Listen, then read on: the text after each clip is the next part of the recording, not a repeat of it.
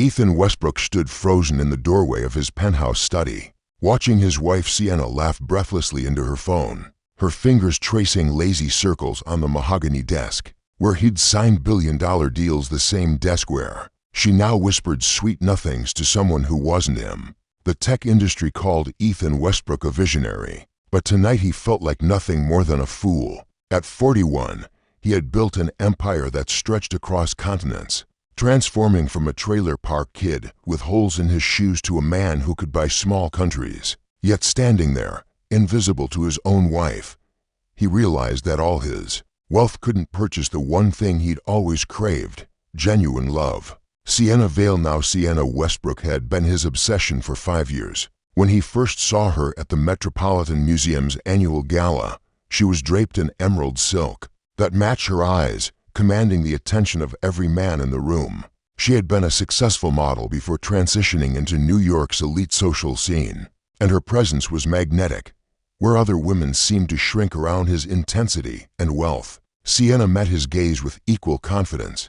Their courtship had been a whirlwind. She challenged him intellectually, matched his wit, and seemed genuinely interested in his humble beginnings rather than repulsed by them. When she laughed at his stories about fixing computers in his trailer, while his mother worked 3 jobs, it felt like acceptance of every part of himself he'd tried to bury beneath expensive suits and boardroom victories.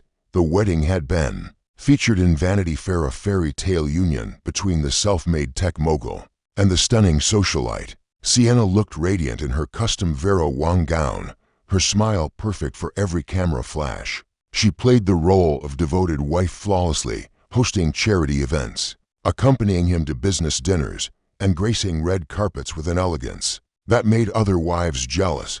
But perfection, Ethan was learning, was often performance.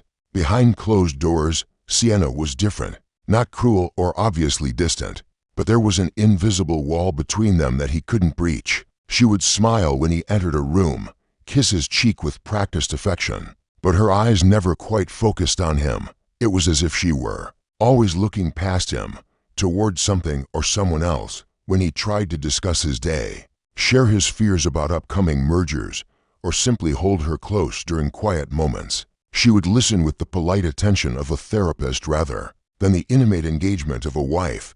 Her responses were appropriate, supportive even, but they felt rehearsed. She maintained her own social calendar, her own friendships, her own life that seemed to exist parallel to their marriage rather than intertwined with it. The trust issues that had plagued Ethan since childhood, legacies of a father who abandoned him and a mother too exhausted to provide emotional security, began to resurface. He found himself checking her phone when she showered, noting the hours she spent at the gym or shopping with friends, cataloging the small inconsistencies in her stories. Each suspicious thought made him hate himself more, remembering how his paranoia had sabotaged relationships before. But tonight, as he watched her intimate phone conversation in his private study, the sanctuary where he'd built his fortune, those old instincts screamed that his fears weren't paranoia at all. The decision to hire Marcus Delacroix, one of Manhattan's most discreet private investigators, felt like a betrayal of everything Ethan wanted to believe about love and trust. For weeks, he carried Marcus's business card in his wallet, pulling it out during lonely moments in his office, wrestling with the choice between ignorance and truth. The breaking point came during their 4th wedding anniversary dinner at Le Bernardin. Sienna had chosen the restaurant, insisting on their special place, though Ethan couldn't remember it holding any particular significance. Throughout the meal, her phone buzzed incessantly. Each time, she would glance at it with a small smile before turning her attention back to him with renewed focus, as if remembering she was supposed to be present.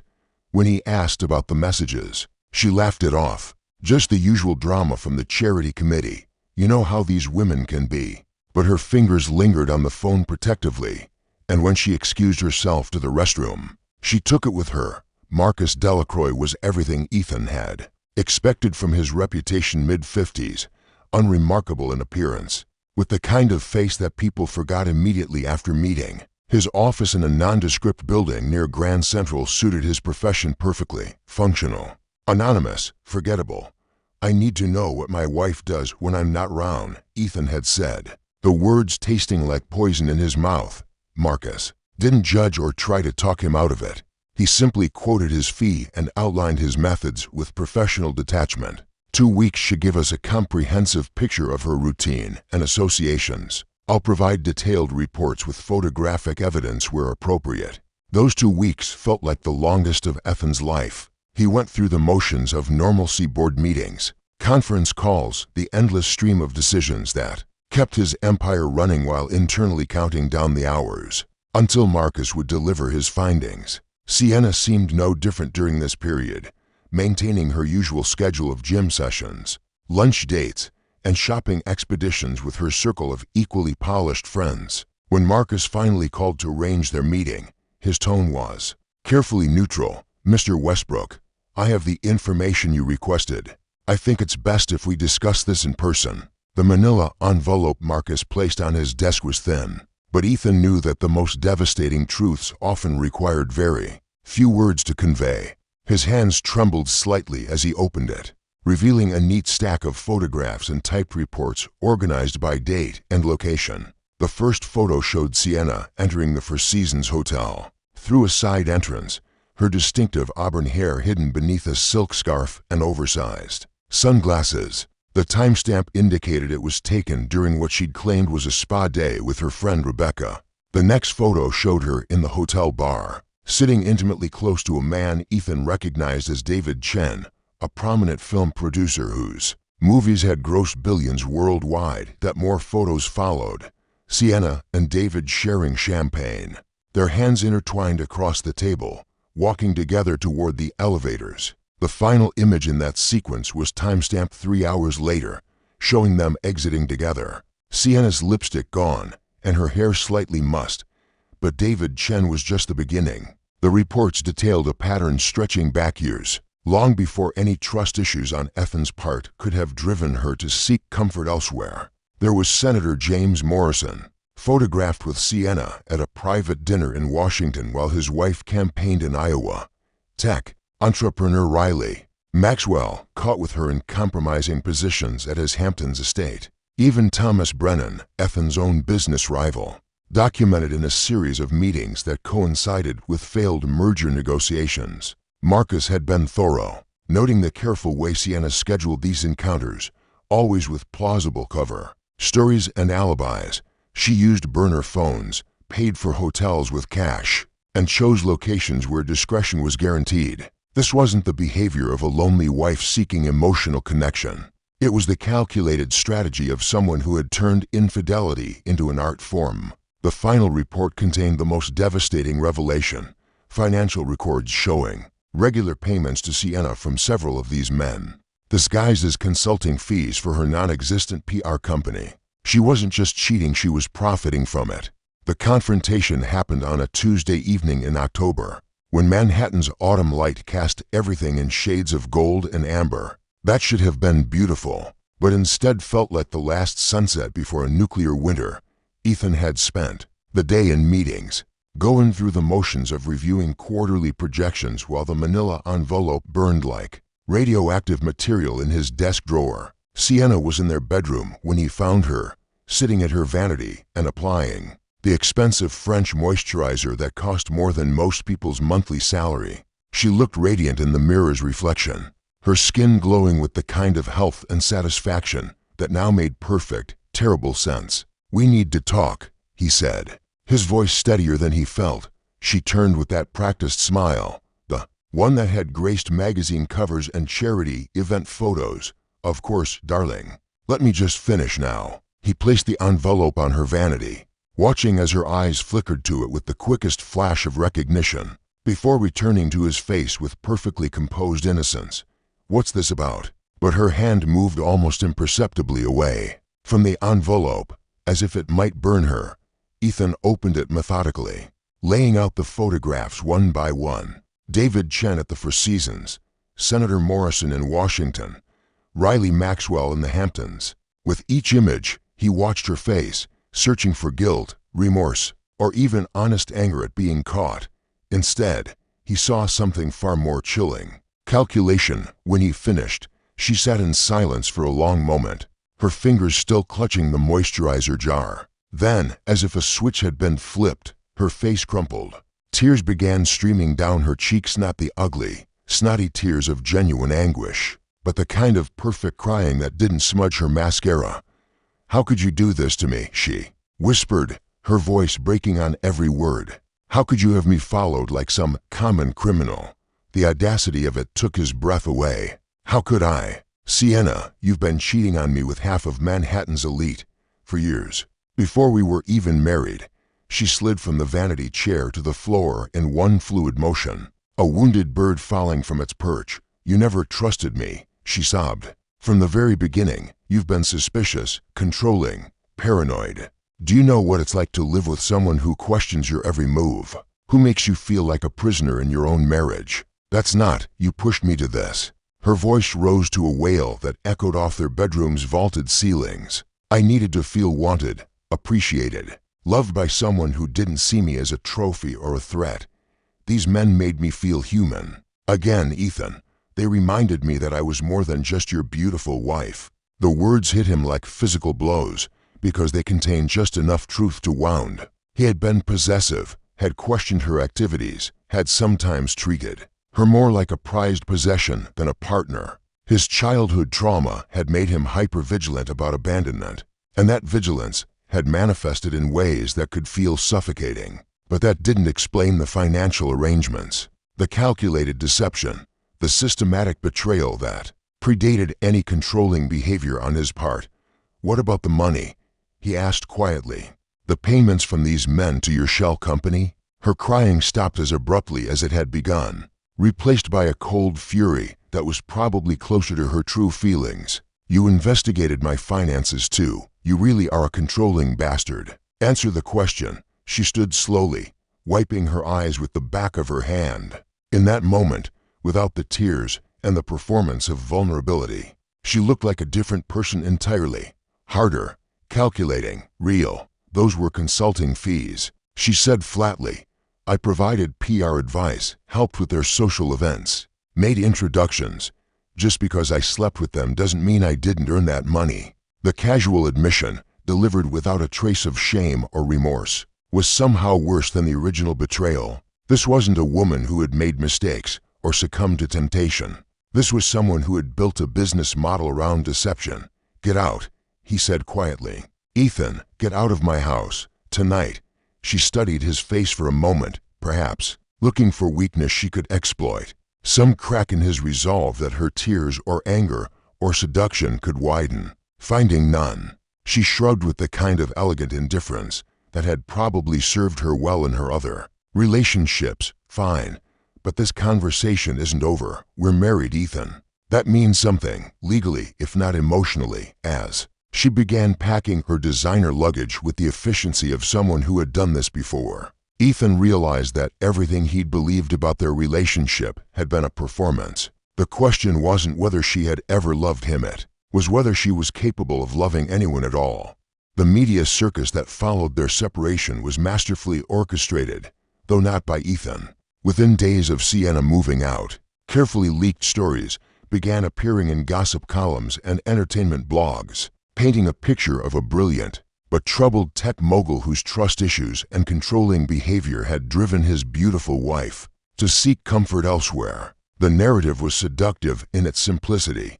Billionaire with abandonment issues becomes possessive and paranoid, hiring private investigators to stalk his innocent wife, ultimately destroying their marriage through his inability to trust. Sienna became the wounded party, the woman who had tried to love a man too damaged by his past to accept that love. She gave one devastating interview to Vanity Fair, the same magazine that had celebrated their fairy tale wedding, photographed in soft, natural light wearing minimal makeup that emphasized her vulnerability. She spoke with heartbreaking candor about the loneliness of her marriage. "I tried so hard to be enough for him," she said, her voice barely above a whisper as she dabbed at her eyes with tissue. "But when someone is convinced you're going to leave them, they start behaving in ways that make leaving feel like the only option. The surveillance, the accusations, the constant need to account for every minute of my day. It was suffocating." When pressed about the infidelity allegations, She neither confirmed nor denied them directly. Instead, she spoke about seeking emotional connection and understanding from friends who didn't see her as an object to be possessed. The implication was clear without being legally actionable. If she had strayed, it was because her husband's paranoia had created an emotionally barren marriage. The interviewer, clearly sympathetic, asked about the financial arrangements with various men. Sienna's response was a masterclass in deflection. "I'm a businesswoman in my own right. I've always maintained my independence and my own income streams. The idea that every professional relationship I have must be somehow tainted by my personal life is exactly the kind of thinking that made my marriage so toxic." Social media exploded with support for Sienna. Hashtag Team Sienna began trending, with thousands of women sharing their own stories of controlling partners and the courage it took to escape such relationships. Her Instagram following tripled as she posted carefully curated images of herself healing and finding her strength, yoga sessions at sunrise, solitary walks in Central Park, inspirational quotes about self-worth and independence. Meanwhile, Ethan became the villain of his own life story. Business associates whispered about his instability behind his back. Board members questioned whether his personal problems might affect his judgment in professional matters. The man who had once been celebrated for his rags-to-riches success story was now portrayed as a cautionary tale about how wealth and power could corrupt even the most brilliant minds. The psychological warfare was subtle but devastating. Sienna never attacked him directly in public, maintaining the high road with statements about wishing him well and hoping he could find the help he needed to heal from his childhood trauma. This restraint made her seem even more sympathetic, while making any defense from Ethan appear petty and vindictive. His lawyers advised him to remain silent, to let the media storm pass while they worked on the divorce settlement behind the scenes. But watching his reputation crumble while his wife, his unfaithful, manipulative wife, was celebrated as a survivor felt like dying by degrees. The turning point came when she appeared on a popular morning show, ostensibly to promote a charity event but really to cement her public narrative. Wearing a simple black dress that suggested mourning for her marriage, she spoke with quiet dignity about forgiveness and moving forward. "I don't hate Ethan," she said, looking directly into the camera with eyes that seemed to shimmer with unshed tears. "I understand that his behavior came from a place of deep pain. I just hope that someday he can learn to trust and love without trying to control and possess." The host, clearly moved, asked if there was any chance of reconciliation. Sienna paused, as if considering the question for the first time. Though Ethan was certain she had rehearsed this moment. "I believe in the power of love to heal even the deepest wounds. If Ethan were willing to do the real work on his issues with trust and control, then perhaps we could find our way back to each other. Our love story doesn't have to end this way." It was a brilliant performance, leaving the door open for reconciliation while placing all responsibility for the marriage's failure squarely on Ethan's shoulders. The audience applauded, and social media exploded with hope for their reunion and admiration for Sienna's grace under pressure. That evening, as Ethan sat alone in the penthouse that had once felt like a sanctuary and now felt like a mausoleum, his phone buzzed with a text from Sienna. "I meant what I said today. We could still have our happy ending." For the first time in weeks, she had revealed her true hand. This wasn't about healing or forgiveness, it was about winning. And despite everything he knew about her deception and manipulation, despite the evidence of her systematic betrayal, a part of him, the part that had never stopped loving the woman he'd thought she was, wanted to believe that happy ending was possible. The path back to each other began, ironically, in Dr. Helena Voss's office, a serene space on the Upper East Side, decorated in calming blues and greens, with soft lighting that was supposed to encourage emotional honesty. Sienna had suggested couples therapy, another masterstroke that demonstrated her commitment to working on their issues while providing a controlled environment where her performance could shine. Dr. Voss, a renowned marriage counselor whose client list read like a who's who of Manhattan's elite, was exactly the kind of neutral authority figure who might validate Sienna's narrative. She was in her 60s, with silver hair and intelligent eyes that missed nothing, and she approached their first session with the careful professionalism of someone who had seen every permutation of marital dysfunction. "I want to understand. What brought you both here?" she began, settling into her chair with a notepad that remained conspicuously blank.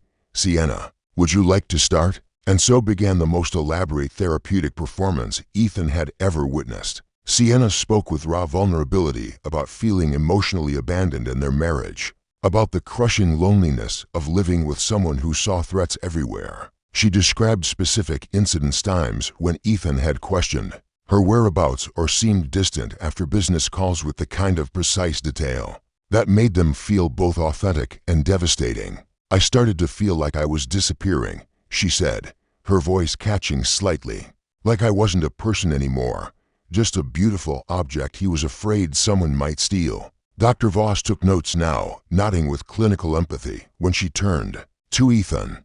Her expression was already tinged with the kind of gentle concern reserved for difficult patients. "Ethan, how do you respond to what Sienna has shared?" He found himself trapped between truth and performance. If he mentioned the infidelities, the financial arrangements, the calculated deception, he would appear to be proving Sienna's point about his paranoia and controlling nature. If he accepted responsibility for the marriage's problems without context, he would be validating a false narrative that painted him as the sole architect of their dysfunctio. And so he chose a middle path, acknowledging his trust issues and childhood trauma while carefully avoiding the specific reasons for his suspicions.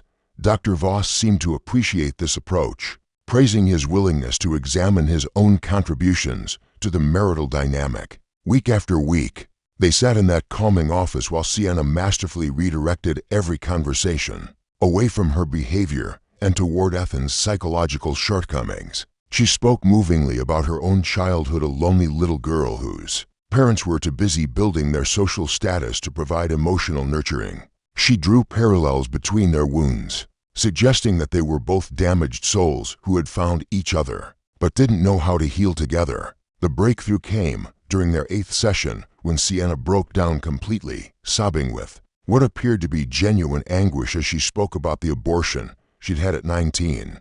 A detail she'd never shared with Ethan before. "I've never told anyone about this," she whispered, her makeup running in streams down her cheeks. "But I think it's why I've always been so afraid of true intimacy. I've been punishing myself for years, believing I didn't deserve real love." Dr. Voss was visibly moved, and even Ethan felt his carefully constructed defenses wavering. This level of vulnerability seemed impossible to fake. And the story explains so much about Sienna's emotional distance and her apparent inability to fully commit to their marriage. "I think I sabotaged us," Sienna continued, looking directly at Ethan with raw honesty in her eyes. "I was so scared of being hurt that I hurt you first. I pushed you to be suspicious, to doubt me, because that felt safer than risking real intimacy." It was a confession of sorts, though one that reframed her betrayals as defensive mechanisms rather than calculated cruelty. And in that moment, sitting in Dr. Voss's office with tears streaming down his wife's face, Ethan made the choice that would define the next chapter of their story. He reached for her hand. The reconciliation was gradual, carefully orchestrated, to give the appearance of genuine healing. They had dinner dates that felt like courtship, long conversations about their childhoods and dreams, physical intimacy that seemed to carry new emotional weight. Sienna spoke often about becoming the woman she'd always wanted to be and learning to love without fear. The media ate it up. Their reunion was portrayed as a triumph of love over adversity, proof that even the most damaged relationships could be healed through commitment and professional help. Dr. Voss, bound by confidentiality but clearly pleased with their progress, allowed herself to be quoted in a lifestyle magazine about the power of therapeutic intervention in high-profile marriages. 6 months after their separation, Ethan and Sienna renewed their vows in a private ceremony on their estate in the Hamptons. The guest list was small but influential: close friends, family members, and a few carefully selected media representatives who would ensure the story reached the right audiences. Sienna wore a simple white dress that suggested rebirth rather than traditional bridal celebration, and their personally written vows focused on themes of forgiveness, growth, and second chances. "You taught me that love isn't about possession," Ethan said, looking into his wife's eyes as they stood beneath an arch of white roses. "It's about trust, and I promise to trust you with my whole heart from this day forward." Sienna's vows were equally moving, speaking about overcoming fear and choosing vulnerability over self-protection. "I promise to be the wife you deserved from the beginning," she said, her voice strong and clear. "To love you openly, honestly, and completely." The photographs from that day would later appear in Town and Country, Architectural Digest, and a dozen other publications. In every image, they looked radiantly happy, a couple who had faced their demons and emerged stronger than ever. But late that night, as Ethan slept peacefully beside her in their master bedroom, Sienna lay awake staring at the ceiling with the kind of satisfied smile that would have chilled him to the bone if he'd seen it. She had won the most complex game she'd ever played, and the prize was everything she'd ever wanted: financial security, social status, and the freedom to continue living exactly as she pleased. After all, a man who had publicly committed to trusting his wife completely would find it very difficult to question her behavior without looking like a hypocrite, and Sienna had always been excellent at playing the long game. 2 years after their vow renewal, Ethan Westbrook stood in the kitchen of their Hamptons estate, humming contentedly as he prepared dinner for his wife. The evening sun streamed through floor-to-ceiling windows, casting everything in the golden light that had once seemed ominous, but now felt warm and promising. He had learned, through extensive therapy and genuine soul-searching, to find peace in simple domestic moments like these. Their marriage had settled into what he believed was mature contentment. Sienna still maintained her social calendar and independence, a healthy boundary they had established in counseling, but she seemed more present. When they were together, she would ask about his work with genuine interest, share stories from her charity commitments, and initiate physical intimacy with a frequency that suggested real desire rather than duty. Dr. Voss had pronounced their recovery remarkable during their final session 6 months earlier. "You've both done extraordinary work," she had said, her professional satisfaction evident. "What you've built now is stronger than what you had before, because it's based on authentic communication and mutual respect." Ethan chopped vegetables for the risotto with the methodical precision that had made him successful in business, though his attention was pleasantly scattered. Tomorrow they would host a small dinner party for some of their closest friends, couples who had weathered their own marital storms and emerged closer for the experience. The evening would celebrate not just their renewed marriage, but the possibility of genuine transformation. The sound of Sienna's laughter drifted in from the terrace, where she was taking a phone call while watching the sunset. Her laugh was musical, uninhibited in a way that still made his heart accelerate slightly. He had fallen in love with that laugh at their first meeting, and hearing it now felt like proof that they had truly found their way back to each other. But there was something about the quality of her laughter tonight that made him pause in his chopping. It was the same laugh, but somehow more intimate than the one she used with her usual social contacts, more personal. Through the window, he could see her silhouette against the darkening sky, her phone pressed to her ear as she leaned against the terrace railing. Her body language was relaxed, familiar, the posture of someone comfortable with the person on the other end of the call. Ethan forced himself to return to the vegetables, reminding himself of Dr. Voss's words about trust and the hard-won emotional growth he had achieved. Sienna was allowed to have friendships, conversations, moments of joy that didn't involve him. His old patterns of suspicion and surveillance had nearly destroyed their marriage once. He would not let them resurface now.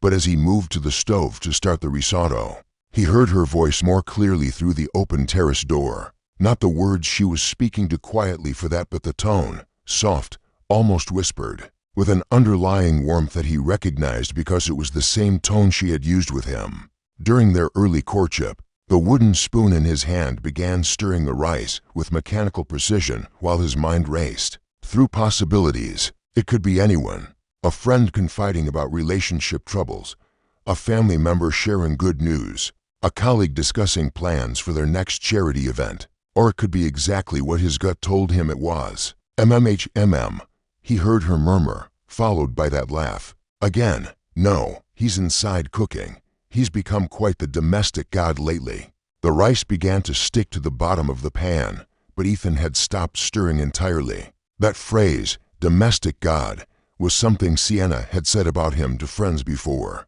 always with affectionate amusement, and how his billionaire husband had taken up cooking as a form of stress relief. But the context felt different now, as if she were explaining his location to someone who needed to know where he was and what he was doing. He turned off the heat and moved closer to the window, not to spy but simply because her voice was drawing him like a magnet. She had moved further along the terrace, her silhouette smaller now but still visible in the gathering dusk. "I miss you too," she said, her voice carrying more clearly on the evening breeze. "Soon. I promise." The words hit him like ice water in his veins, but he remained perfectly still, waiting for some innocent context that would transform their meaning. Maybe she was talking to her sister, who lived in California and whom she hadn't seen in months. Maybe it was an old friend who was going through a difficult time and needed emotional support. But then she laughed again, low and throaty, and said something that shattered his carefully reconstructed world.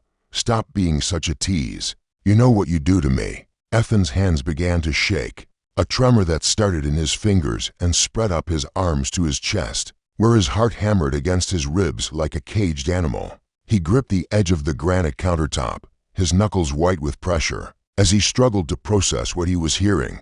This couldn't be happening. Not again. Not after everything they had been through, everything they had rebuilt together. Not after her tears in therapy, her vulnerable confessions, her promises to be the wife he deserved.